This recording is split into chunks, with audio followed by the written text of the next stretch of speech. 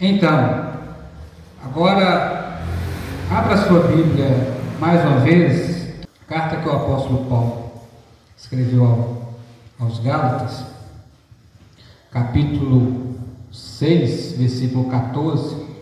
Você pode abrir aí e deixar a sua Bíblia aberta para que você possa manuseá-la e conferir as informações que Deus vai expor, para que você possa nesta noite ter direção da mensagem que aqui será pregada.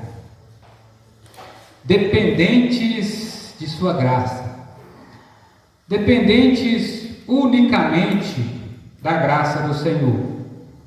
É muito interessante que a carta escrita aos Gálatas, o apóstolo Paulo ele traz como proposta defender a essência do Evangelho. O que acontece? O apóstolo Paulo ele estava sendo perseguido por pessoas que estavam tentando distorcer a mensagem da cruz, tentando colocar ingredientes do judaísmo para contribuir para a salvação, elevando a cultura e a tradição da igreja acima do momento doutrinário que estava sendo estabelecido pelo Senhor, dando sequência ao seu ministério, uma vez que Jesus já havia sido ressurreto e agora confiou seus ensinos aos apóstolos. O apóstolo Paulo é um nascido fora do tempo, separado para os gentios. Então ele tinha uma mensagem única, uma mensagem completa, que não poderia ser negociada em hipótese alguma. Ele defendia tanto o seu apostolado, como também ele defendia o que pregava, ele defendia o que ele anunciava. Por que a nível de introdução, eu quero que você preste bem atenção dentro desses exemplos que eu dei, só dentro do título que aqui eu apresentei, porque é muito fácil sermos corrompidos, é muito fácil para os cristãos eles serem enganados, é muito fácil para os seguidores de Jesus abrir mão do evangelho raiz e se aventurarem em seitas e heresias e movimentos que surgem em meio ao desenvolvimento da religião que acaba sendo propagada no meio do povo. Por quê que eu digo isso? Todos aqueles que não têm o hábito de procurar através das escrituras entender a essência e o valor da mensagem. O que seria ser dependente da graça de Deus? O que eu quero te dizer nessa noite é o seguinte: a nível de salvação, de regeneração, de transformação, de vida nova, de novo nascimento, inclusive é um tema que o apóstolo Paulo desenvolve muito. Agora não é uma questão de ser gentio, grego, cita, escravo, homem livre, romano, ou seja, qualquer outra pessoa. É Cristo que é um em todos. O que ele quer dizer com isso? É a obra excelente da cruz que resgatou o homem do pecado e o livrou do juízo de Deus, que havia sido separado para todos nós que andávamos na estrada que tinha uma placa escrita assim: caminho da desobediência, e aí fomos resgatados. Não deixe que as pessoas venham tirar o evangelho de você.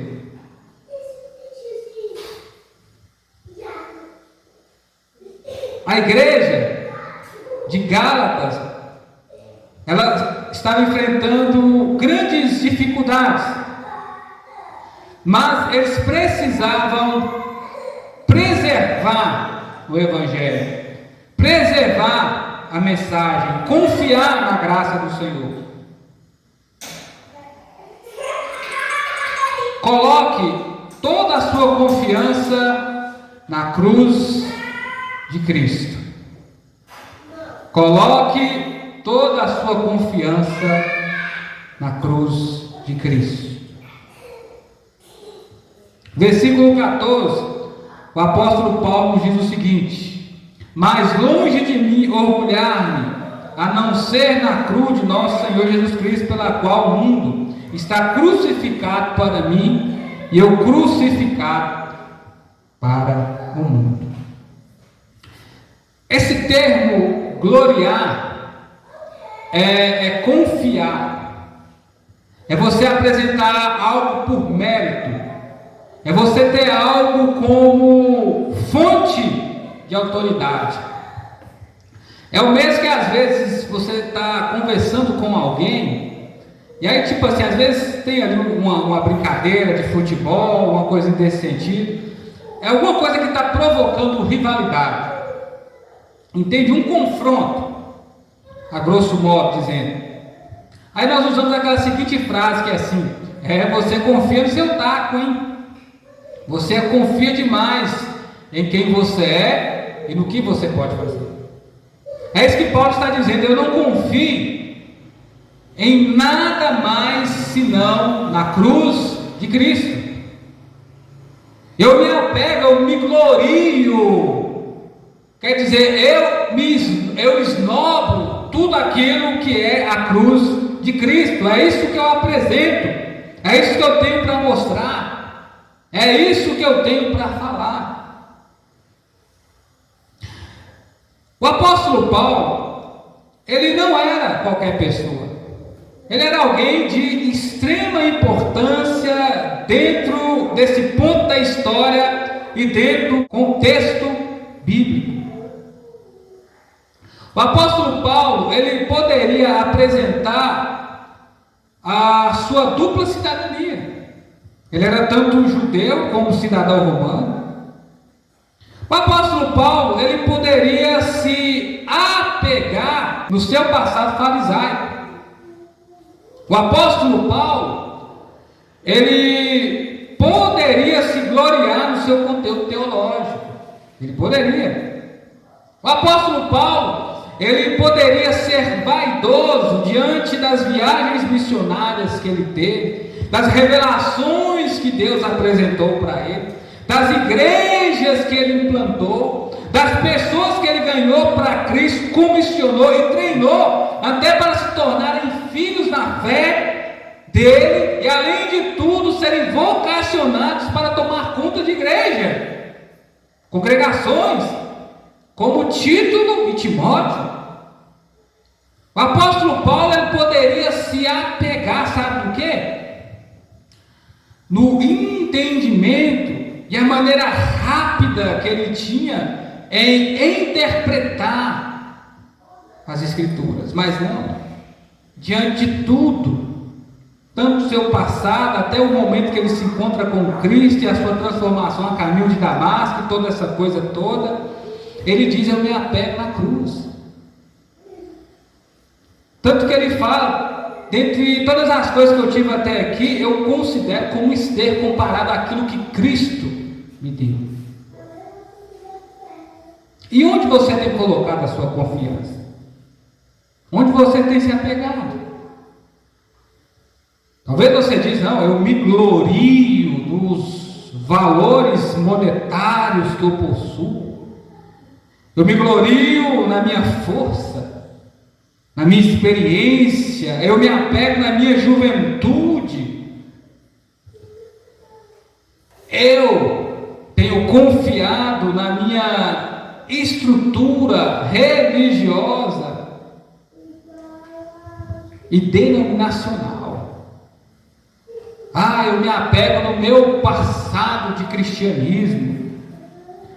Eu tenho confiado no governo, me gloriado nisso ou naquilo. Preste bem atenção. No livro do profeta Jeremias, capítulo 9, versículo 23, o profeta nos anuncia o seguinte: assim diz o Senhor: não se glorie o sábio na sua sabedoria, nem o forte na sua força, nem o rico nas suas riquezas. Quer dizer, você não vai pôr plena confiança nisso. Você não vai fazer disso o Senhor da sua vida, o Deus que você serve. Pessoas normais, pessoas carnais, até no bom sentido, pessoas materiais, pessoas que até então não são espirituais, é muito comum elas serem vaidosas e se gloriarem, sabe o que? Preste bem atenção nos seus pontos fortes.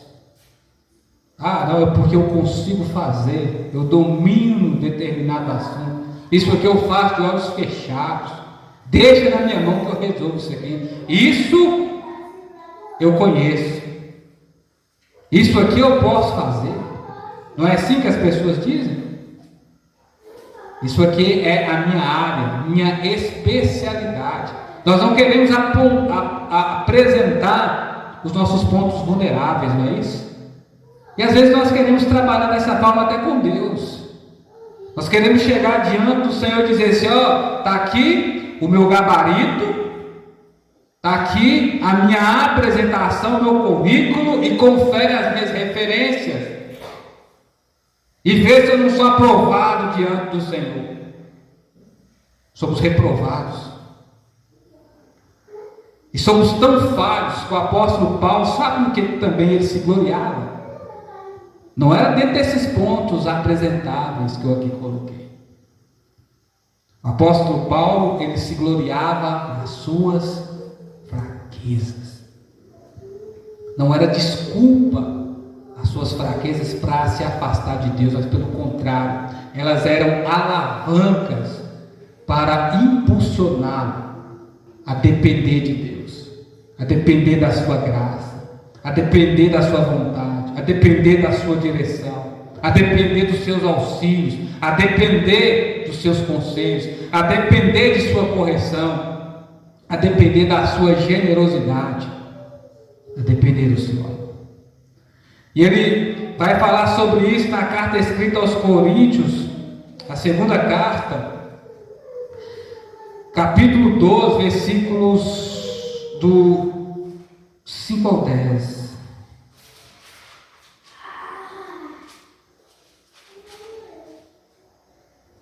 Nenhum homem, nesse homem eu gloriarei-me, não me gloriarei em mim mesmo, a não ser nas minhas fraquezas. Mas mesmo que eu gloriar-me, eu não seria louco, porque estaria dizendo a verdade. No entanto, abstenho de fazê-lo para que ninguém pense de mim além do que em mim vê e de mim ouve, até mesmo sobre as extraordinárias revelações. Portanto, para que eu não me tornasse arrogante, foi-me posto um espinho na carne e um mensageiro de Satanás, para esbofetear, para que eu não tornasse arrogante. Pedi ao Senhor por 3 vezes que tirasse isso de mim, mas ele disse: a minha graça te é suficiente. A minha graça te é suficiente. A minha graça é suficiente, pois o meu poder se aperfeiçoa na sua fraqueza. Por isso, de muita boa vontade, gloriarei-me nas minhas fraquezas, a fim que o poder de Cristo repouse sobre mim. Por isso, eu não contento nas minhas ofensas, nas dificuldades, nas perseguições, nas angústias por causa de Cristo. Pois quando estou fraco, então estou forte. A pessoa que confia na cruz de Cristo, neste evangelho que é o poder de Deus para salvar qualquer pessoa, ele não se apega em nada a não ser na graça. Ele não tem um plano B. Ele não está pensando em um caminho paralelo. Essa pessoa confia unicamente na cruz de Cristo. Crucifica as suas paixões e renuncia tudo que for preciso, tudo que é necessário para que Cristo possa te abençoar. Vai para a cruz. cruz. Confia na cruz. Coloque toda a sua confiança na cruz e não no mundo.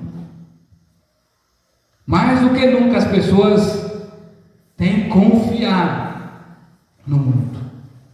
Crentes têm rejeitado a cruz. Crentes têm dito não para a cruz, negligenciado a cruz, feito pouco caso da mensagem da cruz. Os crentes não querem viver a ordem, a realidade da vida que gira em torno da cruz.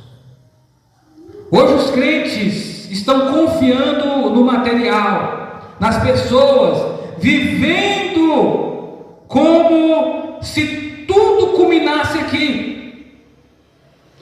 Elas confiam em horóscopo, elas confiam em novas tendências, elas confiam nisso, naquilo, abraça qualquer mensagem, ouve qualquer pessoa, está disposta a abrir o coração para qualquer um, mas quando se fala em renúncia, quando se fala nas ordens de Deus, quando se fala que todos os dias temos que renunciar os nossos desejos e paixões e nos apresentar como oferta na presença de Deus, como sacrifício diante do Senhor, eles rejeitam a mensagem. Eles não querem a mensagem. Eles abrem mão da mensagem.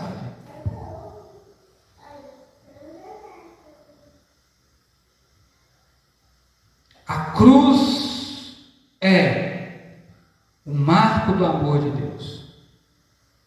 A cruz nos mostra essa atitude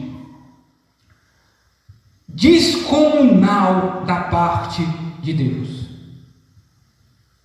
A cruz, ela quebra com todo o nosso padrão de orgulho, de vaidade, de ignorância. A cruz, de fato, nos abaixa, onde que Cristo foi levantado. Na carta escrita aos Romanos, o apóstolo Paulo, ele nos deixou as seguintes informações, no capítulo 5, no versículo 8 ao 11.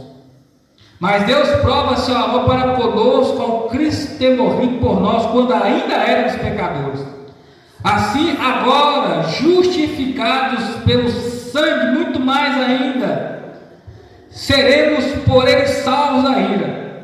Porque se a nós, quando éramos inimigos, fomos reconciliados com Deus pela morte do seu Filho, muito mais, estando já reconciliados, seremos salvos pela sua vida. E não somente isso, mas também nos gloriamos em Deus, por meio de nosso Senhor Jesus Cristo, pela qual recebemos agora a reconciliação. Irmãos, a cruz é a nossa fonte de orgulho. A cruz realmente é a camisa que vestimos e batemos no peito. É isso que eu acredito. Essa é a mensagem que eu carrego. É nisso que eu confio, a minha fonte de esperança. A cruz e a cruz.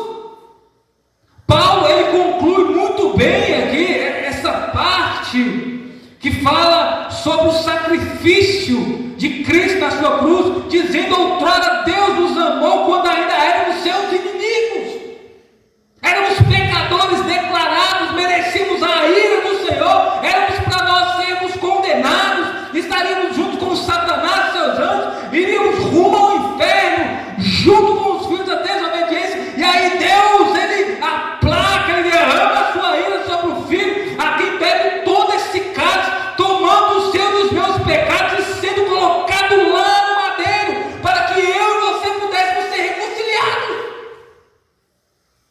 A cruz de Cristo é o ponto-chave, é o elo de reconciliação entre Deus e os homens. Sem a cruz não há reconciliação, sem a cruz não há salvação, sem a cruz não há regeneração. Foi ali que Jesus foi sacrificado, foi ali que ele foi morto. Irmãos, quando estamos naquele sentimento de angústia, o clima está tenso, imagina só, sobrecarregado, acontece um acidente, pessoas gritando, pessoas gemendo de dor, pessoas ali sangrando, quase chegando a óbito, todo aquele desespero. O que é que as pessoas começam a fazer? A ligar para o SAMU, a ligar para a Cruz Vermelha. E aí é toda aquela tensão quando o corpo de bombeiros aparece e vem toda essa empreitada, e aí você olha, está aquela cruz lá, aquele símbolo lá dos profissionais da saúde, todo mundo começa a suspirar mais leve, todo mundo começa a tranquilizar, dizer: nossa, a ajuda chegou, nossa, graças a Deus veio a tempo. Quando, irmãos, nós olhamos para a cruz, quando nós olhamos para o Senhor, quando nós vemos onde Ele foi levantado, como Moisés levantou a serpente do deserto, nosso coração se enche de esperança. Deus recebeu o sacrifício, Deus recebeu a adoração, Deus recebeu o que o Filho dele fez.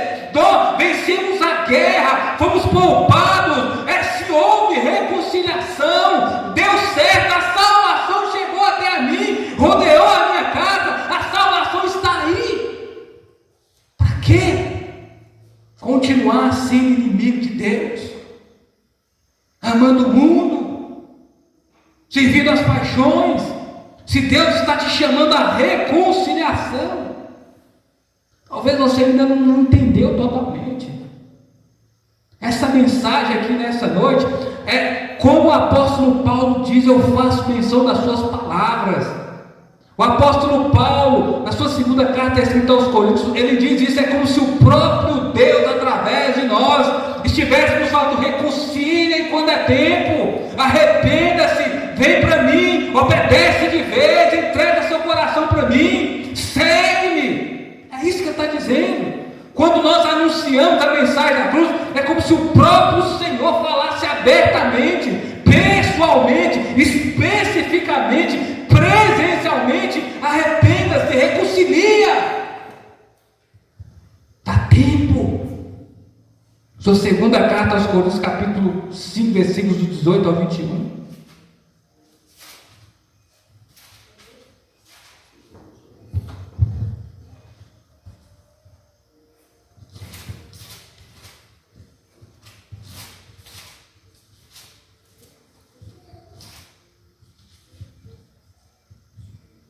Mas todas essas coisas procedem de Deus, que nos reconciliou consigo mesmo, por meio de Cristo, e nos confiou o ministério da reconciliação. Pois Deus estava com Cristo, reconciliando consigo o mundo, e não levando em conta as transgressões dos homens, nos encarregou da mensagem da reconciliação. Portanto, somos embaixadores de Cristo, como se Deus vos exortasse por meio do intermédio, assim suplicai-vos por Cristo que vos reconciliaste com Deus. Daquele que não tem pecado, Deus fez um sacrifício pelo pecado em nosso favor, para que nele fôssemos feitos justiça de Deus. Deus está dizendo: reconcilia.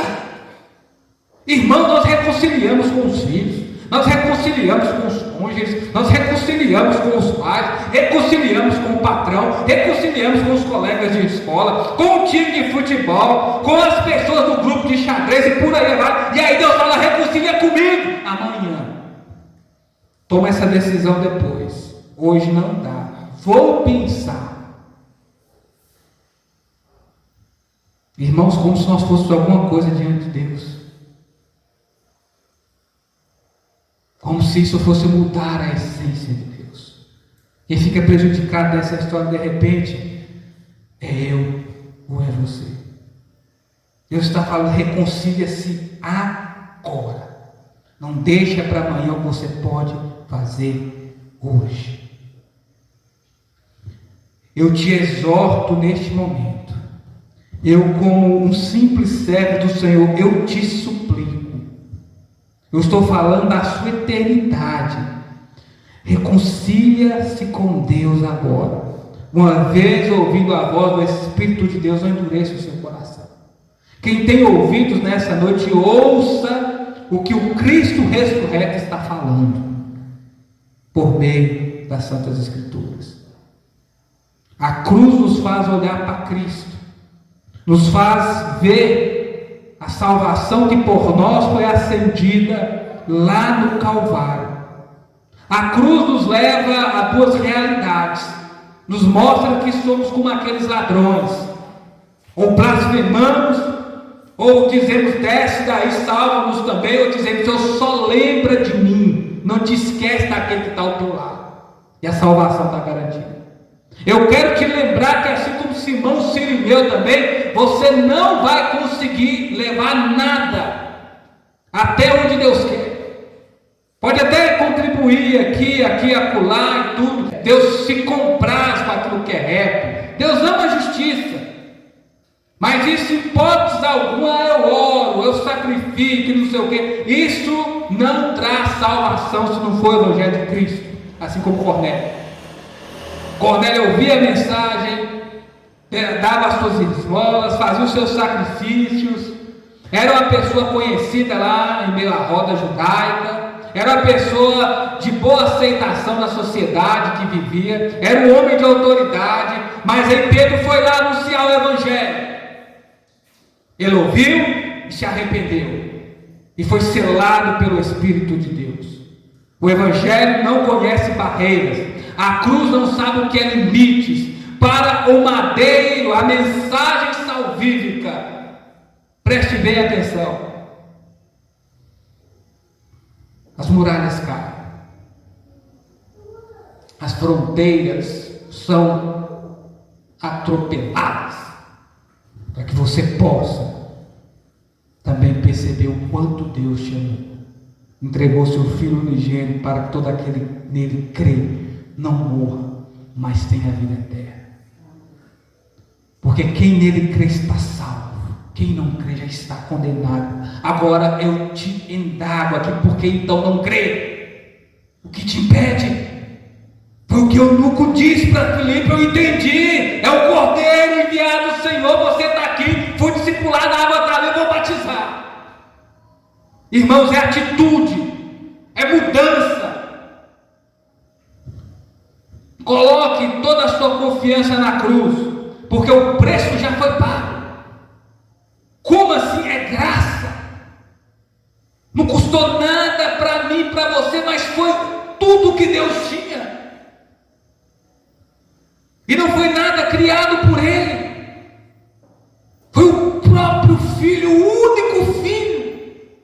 O Filho de Deus morreu ali. O pagamento foi aceito, Deus recebeu. Jesus derramou o seu sangue, pagou a dívida para Deus, para que nós pudéssemos ser poupados daquilo que estava reservado para nós. Aquele que encobre os seus pecados, isso é, os esconde, os tenta enterrar, essa pessoa nunca prosperará, nunca vai adiante.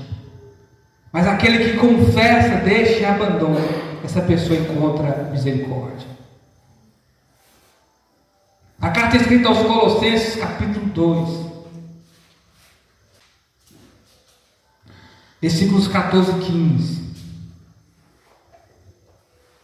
E todo o despojo de principados, poderes, expôs em público, na mesma cruz triunfou sobre eles.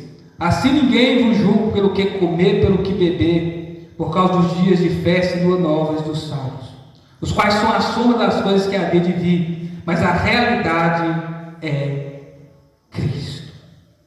Jesus triunfou na cruz. Jesus expôs os seus inimigos. Jesus expôs o pecado. Jesus expôs a morte. Jesus expôs os seus opositores espirituais. Isso é, aqueles que pelejam contra nós. Jesus venceu. Jesus venceu. Jesus venceu. Ele rompeu com os agrilhões da morte. Carta escrita aos Efésios, capítulo 2. Versículos 14 e 16.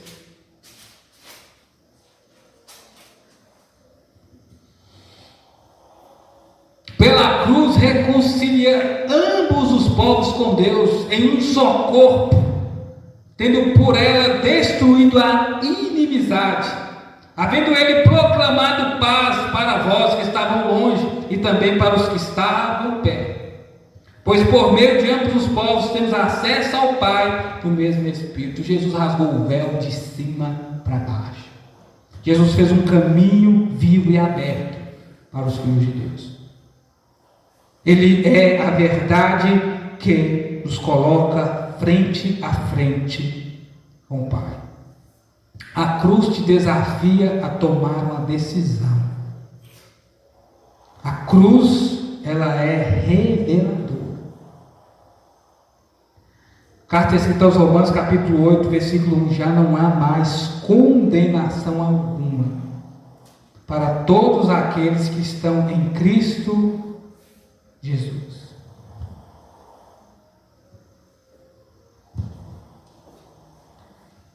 No capítulo 8, versículo também 32 ao 36, essa carta de Romanos.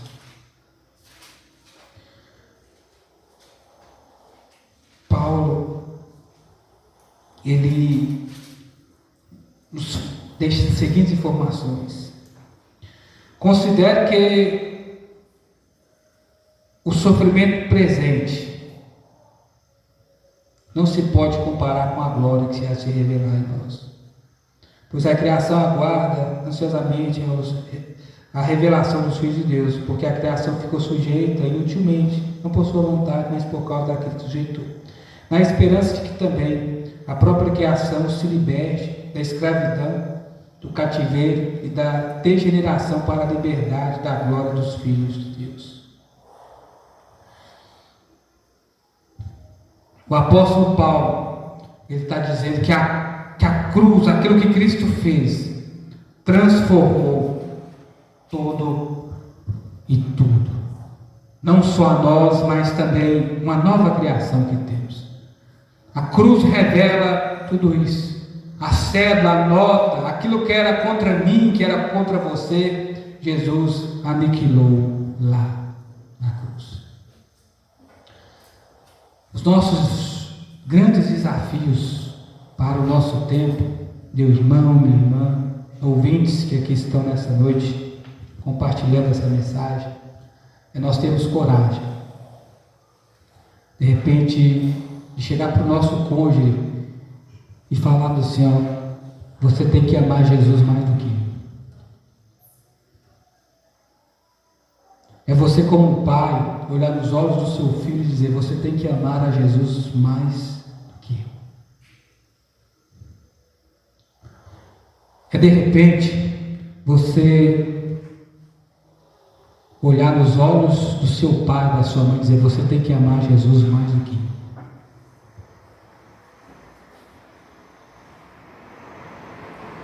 É duro você olhar para os maiores valores que você tem nessa vida, que é tudo aquilo que gira em torno da sua família, muito mais do que bens, e você dizer para as pessoas, aquelas pessoas que você tanto preza, que você tanto ama, que você tanto se sacrifica, que você está fazendo de tudo para que eles possam ter uma vida melhor do que a sua, poderem respirar, ter fôlego diante das dificuldades que enfrentamos aqui. Eu sei disso. Você que pede a Deus para que possa abençoar essas vidas. Você que roga ao Senhor para que as portas sejam abertas. Você que pede a Deus proteção para guardar aí os seus filhos da escola, da faculdade, do trabalho. E essa coisa toda. E fala assim: Deus, derrama. Derrama, Senhor, das suas promessas. Mas aí você olhar e dizer: você tem que amar a Jesus mais do que eu. No dia que você tiver de escolher entre eu e Jesus, você vai escolher Jesus. É triste, entre aspas. Você vai escolher Jesus e não vai olhar para trás. Eu estou falando sério. Você olhar nos olhos da pessoa que você ama. Mas se você tiver que abrir mão de mim por Jesus, você vai abrir mão.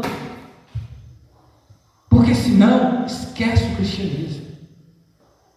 Esquece. Isso não é para mim, isso não é para você.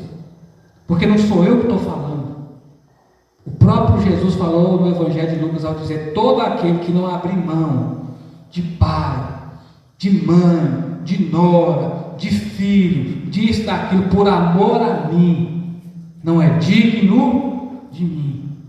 Todo aquele que quiser vir após mim, ele continua dizendo, tome a sua cruz diariamente e segue. Segue, encontrarás um tesouro no céu. Aquele que abrir mão da sua vida por mim, a ganhará. Aquele que não abrir mão da sua vida por mim, a perderá. Vai perder a sua vida. Vai se perder no caminho largo da perdição. Vai se desencontrar. É isso que ele está dizendo. Jesus nos chama para algo pessoal, para algo sério, para algo inevitável. Cedo ou tarde você seria confrontado com essa mensagem, para que você pudesse se posicionar. E aí? A escolha que você faz hoje, você vai continuar com ela amanhã, todos os dias. Jesus não pede nada daquilo que primeiramente Ele não fez por você.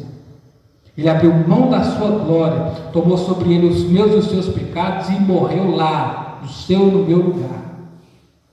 E talvez você está pensando, claro, o que eu ganho com isso? Nós não merecemos nem a salvação, mas Deus é bom pelo fato que não poupou o seu próprio Filho, quando tem mais as outras coisas que você precisa. Reconcilia-te com Deus. Pai, muito obrigado por essa mensagem. Nos leve em paz, assim como o Senhor nos trouxe, no nome de Jesus.